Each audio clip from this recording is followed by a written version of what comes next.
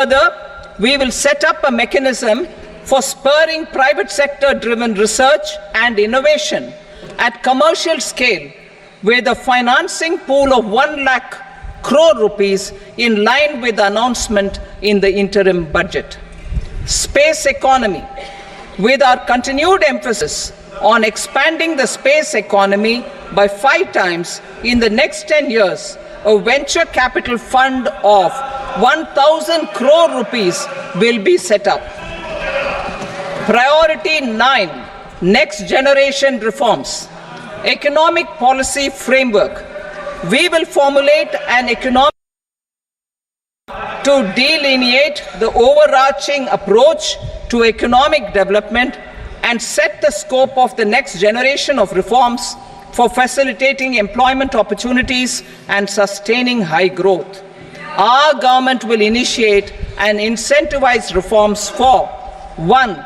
Improving productivity of factors of production, and 2. Facilitating markets to become more efficient. These reforms will cover all factors of production, namely land, labor, capital, and entrepreneurship, and technology as an enabler of improving total factor productivity and bridging inequality. Effective implementation of several of these reforms requires collaboration between the center and the states, and building consensus as development of the country lies in development of the states. For promoting competitive federalism and incentivizing states for faster implementation of reforms, I propose to earmark a significant part of the 50-year interest-free loan. Working with the states, we will initiate the following reforms.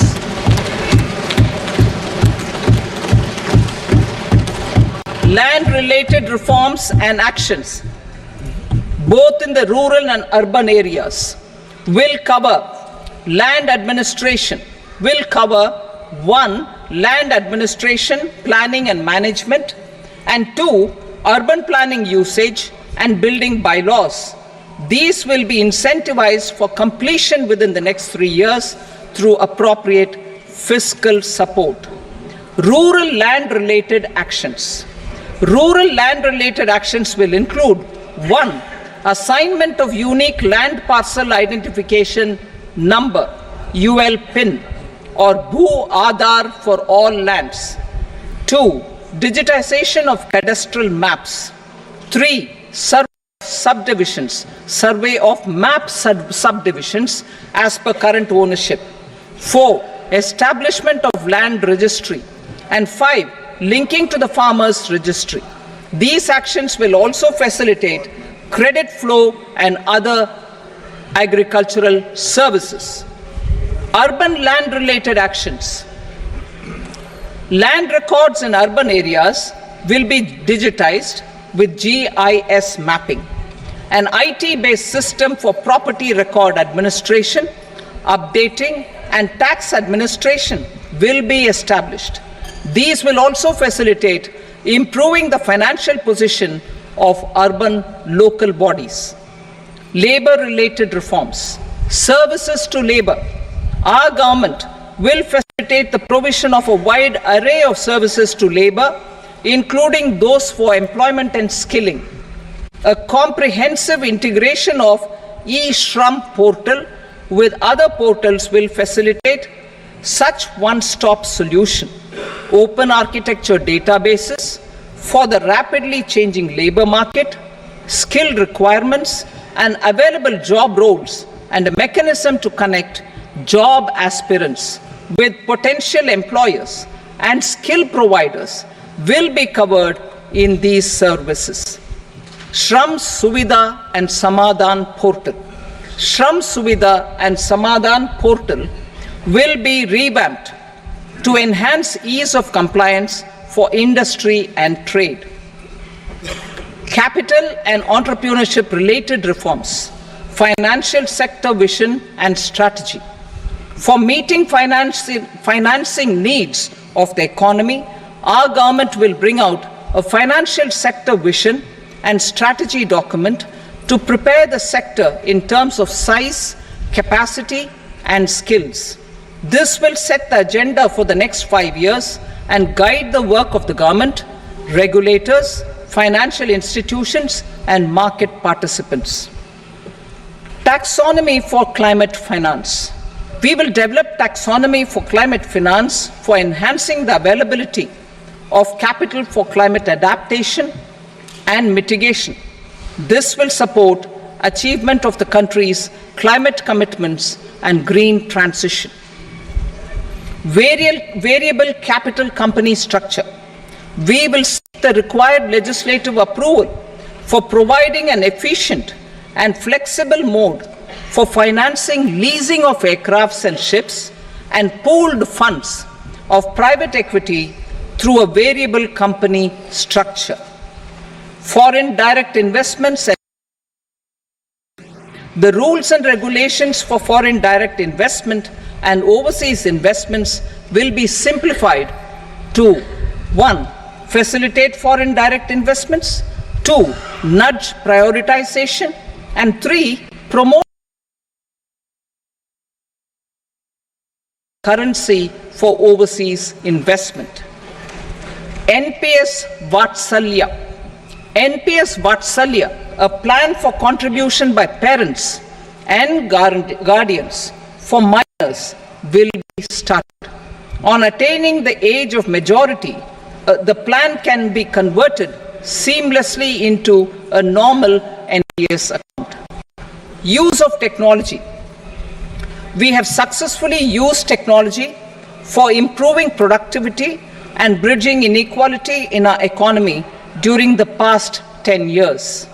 Public investment in digital infrastructure and innovations by the private sector have helped in improving access of all citizens, particularly the common people, to market resources, education, health and services. We will step up adoption of technology towards digitalization of the economy. Ease of doing business. For enhancing ease of doing business, we are already working on the Jan Vishwas Bill 2.0.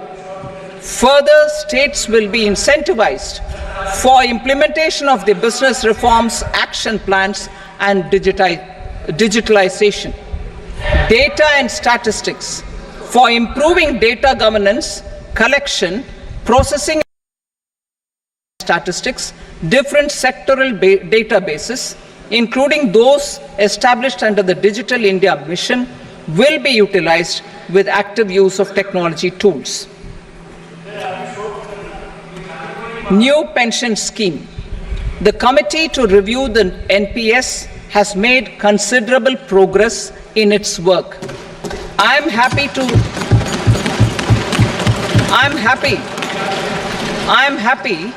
that the staff side of the National Council of the Joint Consultative Machinery for Central Government Employees has taken a constructive approach. A solution will be evolved which addresses the relevant issues while maintaining fiscal prudence to protect the common citizens. Budget estimates for 24-25. For the year 24-25, total receipts other than borrowings and the total expenditure are estimated at 32.07 lakh crore rupees and 48.21 lakh crore rupees respectively. The net tax receipts are estimated at 25.83 lakh crore rupees. The fiscal deficit is estimated at 4.9% of the GDP.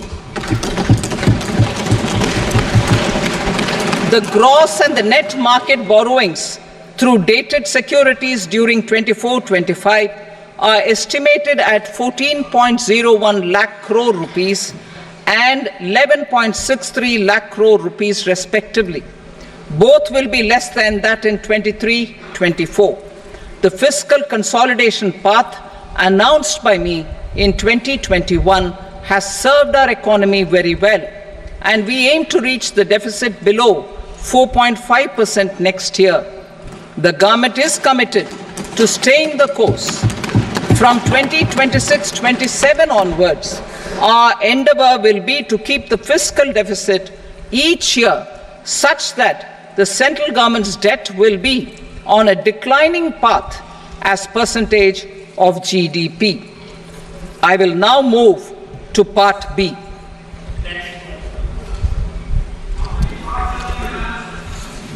Indirect taxes. Sir, I start with GST. It has decreased tax incidence on the common man, reduced compliance burden and logistics cost for trade and industry, and enhanced revenues of the central and the state governments. It is a success of vast proportions. To multiply the benefits of GST, we will strive to further simplify and rationalize the tax structure and endeavor to expand it to the remaining sectors. My proposals for customs duties intend to support domestic manufacturing, deepen local value addition, promote export competitiveness, and simplify taxation while keeping the interest of the general public and consumers surmount. In Budget 22-23, we reduced the number of customs duty rates. I propose to undertake a comprehensive review of the rate structure over the next 6 months to rationalize and simplify it for ease of trade, removal of duty inversion, and reduction of disputes. I shall now take up sector-specific customs duty proposals. Medicine and medical equipments. To provide relief to cancer patients, I propose to fully exempt 3 more medicines from customs duties.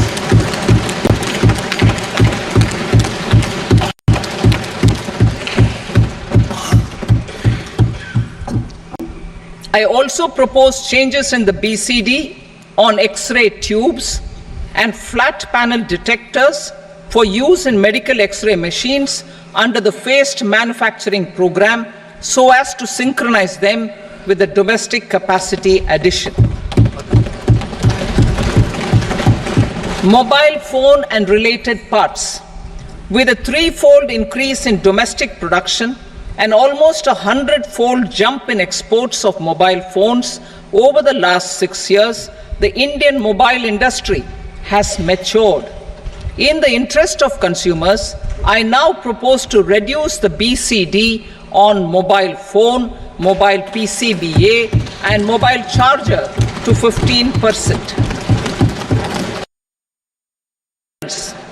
Minerals such as lithium, copper, cobalt, and rare earth elements are critical for sectors like nuclear energy, renewable energy, space, defense, telecommunications, and high-tech electronics. I propose to fully exempt customs duties on 25 critical minerals and reduce BCD on 2 of them. This will provide a major fillip to the processing and refining of such minerals and help secure their availability for these strategic and important. Solar energy. Energy transition is critical in the fight against climate change. To support energy transition, I propose to expand the list of exempted capital goods for use in the manufacture of solar cells and panels in the country. Further, in view of sufficient domestic manufacturing capacity of solar gas, glass, and tinned copper interconnect, I propose not to extend the exemption of custom duties provided to them. Marine products. India's seafood exports in the last financial year touched an all-time high of more than 60,000 crores of rupees. Frozen shrimp accounted for about 2/3 of these exports. To enhance their competitiveness, I propose to reduce BCD on certain broodstock, polychaete worms, shrimp, and fish feed to 5%. I also propose to exempt customs duty on various inputs for manufacture of shrimp and fish feed. Leather and textile. Similarly, to to enhance the competitiveness of exports in the leather and textile sectors, I propose to reduce BCD on real down-filling material from duck or goose. I am also making additions to the list of exempted goods for manufacture of leather and textile garments, footwear, and other leather articles for export. To rectify inversion in duty, I propose to reduce BCD subject to conditions on methylene diphenyl diisocyanate MDI for manufacture of spandex yarn from 7.5 to 5%. Furthermore, the export duty structure on raw hides, skin, and leather is proposed to be simplified and rationalized. Precious metals. To enhance domestic value addition in gold and precious metal jewelry in the country, I propose to reduce customs duties on gold and silver to 6% and that of platinum to 6.4%. Other metals, steel and copper are important raw materials. To reduce their cost of production, I propose to remove the BCD on ferronickel and blister copper. I am also continuing with nil BCD on ferrous scrap and nickel cathode and concessional BCD of 2.5% on copper scrap. Electronics. To increase value addition in the domestic electronics industry, I propose to remove the BCD subject to conditions on oxygen-free copper for manufacture of resistors. I also propose to exempt certain parts for manufacture of connectors. Chemicals and petrochemicals. To support existing and new capacities, I propose to increase the BCD on ammonium nitrate from 7.5% to 10%. Plastics. PVC flex banners are non-biodegradable and hazardous for environment and health. To curb their imports, I propose to raise the BCD on them from 10 to 25%. Telecommunication equipment. To incentivize domestic manufacturing, I propose to increase the BCD from 10 to 15% on PCBA of specified telecom equipment. Trade facilitation.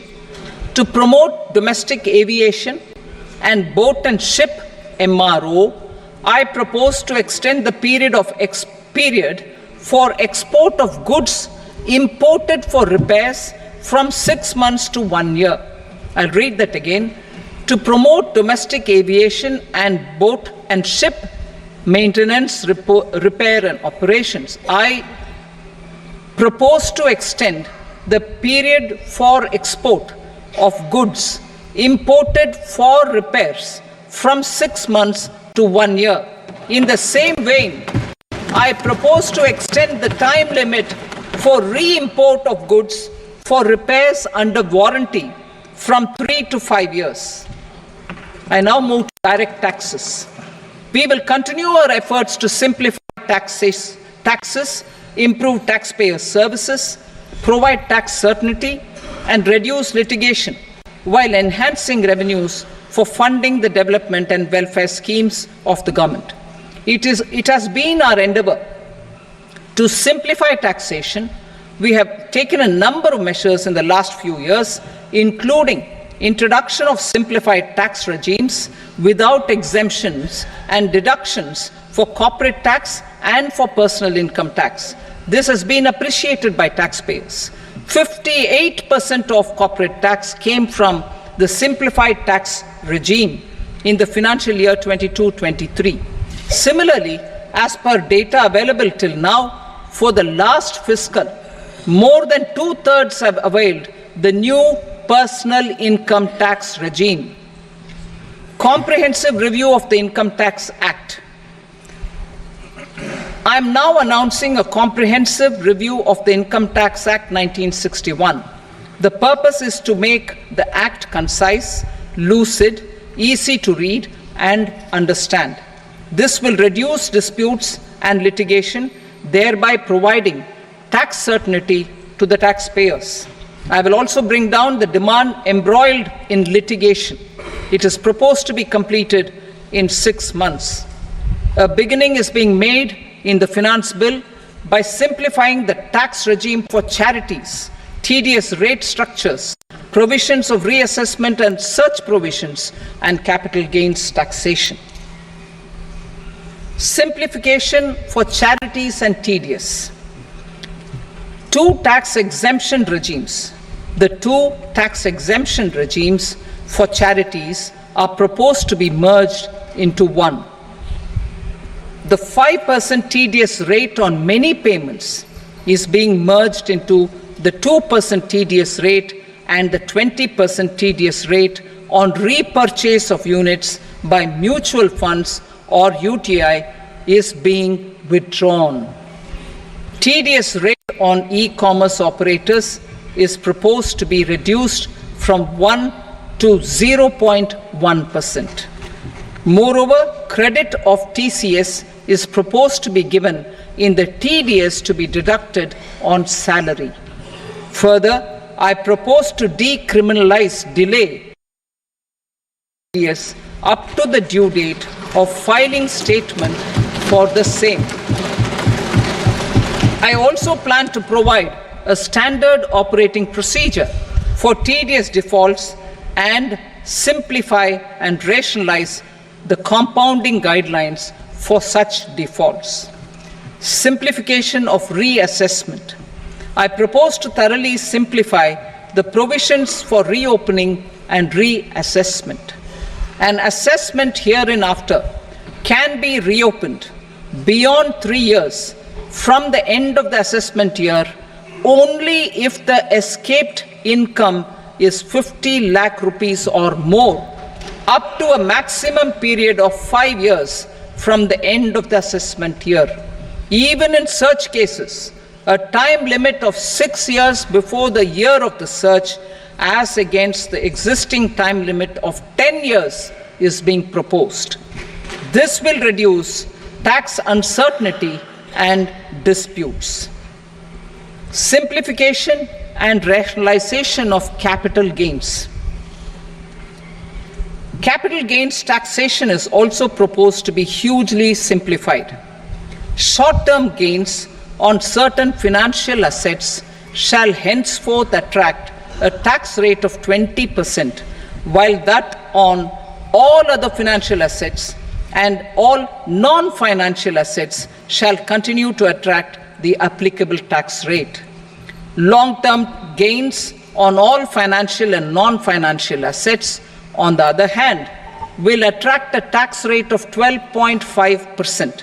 For the benefit of the lower and the middle income classes, I propose to increase the limit of exemption of capital financial assets to 1.25 lakh rupees per year.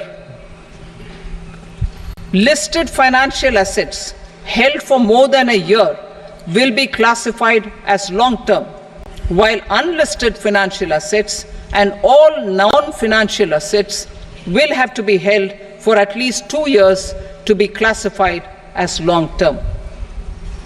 Unlisted bonds and debentures, debt mutual funds, and market-linked debentures, irrespective of holding period, however, will attract tax on capital gains at applicable rates. Taxpayer services. All the major taxpayer services under GST and most services under customs and income tax have been digitalized. All remaining services of customs and income tax, including rectification and order giving effect to appellate orders, shall be digitalized and made paperless over the next 2 years. Litigation and appeals. While our concerted efforts to reduce pendency of appeals at various appellate fora are beginning to show good results, it will continue to engage our highest attention. To dispose of the backlog of first appeals, I plan to deploy more officers to hear and decide such appeals, large tax effect. For resolution of certain income tax disputes pending in appeal, I am also proposing Vivad Se Vishwas Scheme 2024. Further, I propose to increase monetary limits for filing appeals related to direct taxes, excise and service tax in the tax tribunals, high courts and Supreme Court to 60 lakh rupees, 2 crore rupees and 5 crore respectively, with a view to reduce litigation and provide certainty in international taxation. We will expand the scope of safe harbor rules and make them more attractive. We will also streamline the transfer pricing assessment procedure. Employment and investment. I have a few proposals to promote investment and foster employment. First of all, to bolster the Indian startup ecosystem, boost the entrepreneurial spirit, and to support innovation, I propose to abolish the so-called angel tax for all classes of investors. Second, there is tremendous potential for cruise tourism in India. To give a fillip to this employment-generating industry, I am proposing a simpler tax regime for foreign shipping companies operating domestic cruises in the country. Third, India is a world leader in the diamond cutting and polishing industry, which employs a large number of skilled workers. To further promote the development of this sector, we would provide for safe harbor rates for foreign mining companies selling raw diamonds in the country. Fourth, to attract foreign capital for our development needs, I propose to reduce the corporate tax rate on foreign companies from 40 to 35%. Deepening the tax base. I have a couple of proposals for deepening the tax base. First, security transaction tax on futures and options of securities is proposed to be increased to 0.02% and 0.1% respectively. Second, for reasons of equity, I propose to tax income received on buyback of shares in the hands of recipients. Other proposals. To improve social security benefits, deduction of expenditure by employers towards NPS is proposed to be increased from 10 to 14% of the employee's salary. Similarly, deduction of this expenditure up to 14% of salary from the income of employees in private sector, public sector banks and undertakings opting for the new tax regime is proposed to be provided. Indian professionals working in multinationals get ESOPs and invest in social security schemes and other movable assets abroad. Non-reporting of such small foreign assets has penal consequences under the Black Money Act. Such non-reporting of movable assets up to 20 lakh rupees is proposed to be depenalized.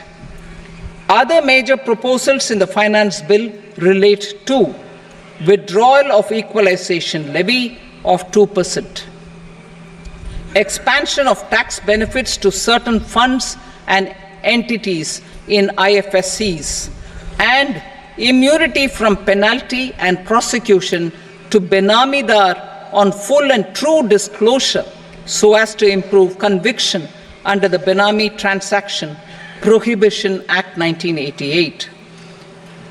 Personal income tax.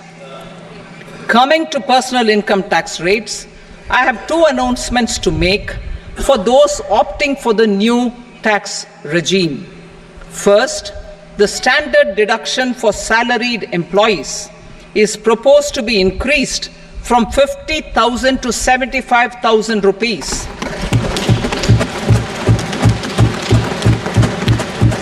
Similarly, deduction on family pension for pensioners is proposed to be enhanced from 15,000 to 25,000 rupees. This will provide relief to about 4 crore salaried individuals and pensioners.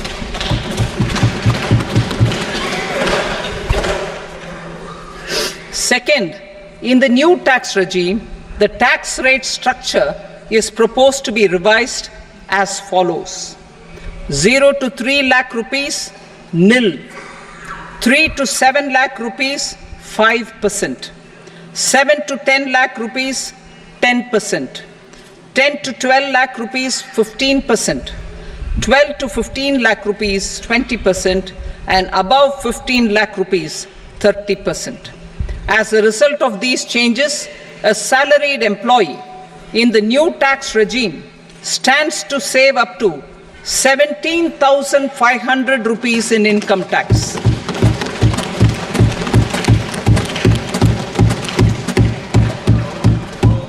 Apart from these, I am also making some other changes as given in the annexure. As a result of these proposals, revenue of about 37,000 crore, that is 29,000 crore in direct taxes and 8,000 crore in indirect taxes, will be foregone, while revenue of about 30,000 crore rupees will be additionally mobilized. Thus, the total revenue foregone is about 7,000 crores annually. Mr. Speaker, sir, with this, I commend the budget to this august House. Jai Hind.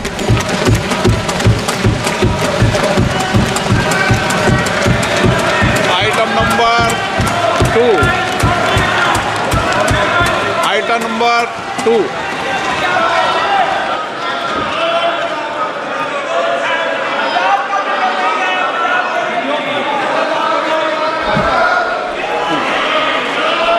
Sir, with your permission, I rise to lay on the table the following statements under Section 3 of the Fiscal Responsibility and Budget Management, FRBM Act 2003, Medium-Term Fiscal Policy cum Fiscal Policy Strategy Statement and Macroeconomic Framework Statement. Item number 3. Sir, with your permission, I rise to move for leave to introduce the Finance Number 2 Bill 2024.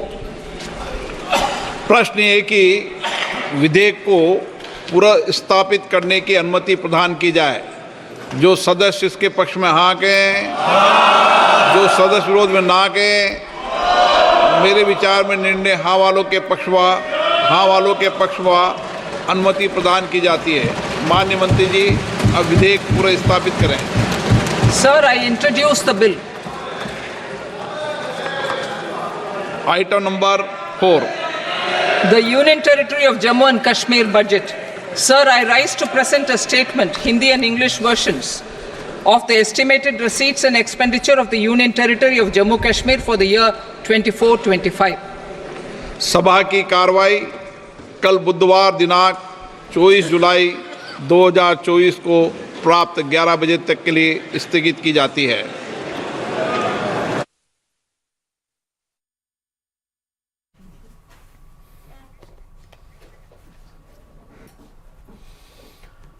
तो budget पेश कर दिया गया है वित्त मंत्री निर्मला सीतारमण की तरफ से, और इस बजट को लेकर आपने देखा लगातार ग्राफिक्स के जरिए कि आखिर क्या राहत दी गई है, क्या घोषणाएं की गई हैं, और आम लोगों को, मध्यम वर्गीय परिवार को, जो नौकरी पेशा लोग हैं, उनके लिए ये बड़ी राहत दी गई है। स्टैंडर्ड डिडक्शन की जो सीमा है वो 50,000 से बढ़ाकर 75,000 कर दी गई है। और अगर बड़ी बातें इस बजट की रखें तो इस बजट के दौरान 9 पॉइंट्स पर 9 क्षेत्रों पर फोकस किया गया है। कृषि में उत्पादकता और लचीलेपन पर फोकस किया गया है। रोजगार के साथ साथ कौशल को बढ़ावा देने की बात की गई है। अगली पीढ़ी को सुधारने की बात की गई है, उसमें सुधार लाने की बात की है।